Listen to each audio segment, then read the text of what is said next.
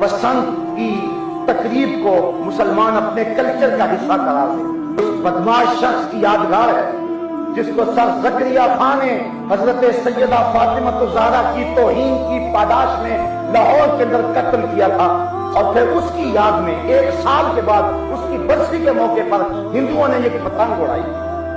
آج ہم اس بسنت کی تقریب کو اپنے معاشرے کی تہذیب کا جزو لا ینفک سمجھتے ہیں، اور پیلے لباس پہن کے بچیاں اور بچے، لڑکیاں اور لڑکے چھتوں کے اوپر شرابیں پی کے ناچ رہے ہیں۔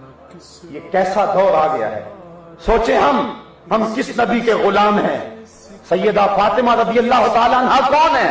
تو جو اس خاتون جنت کو گالیاں دے، تو اس کی جو یاد منائے، چلو ذہن میں نہ صحیح، جب بتا دیا جائے کہ جناب یہ اس کی یاد ہے، اور پھر بھی کوئی مصر ہو تو وہ اپنا انجام خود سوچ لے وہ کس جگہ پہ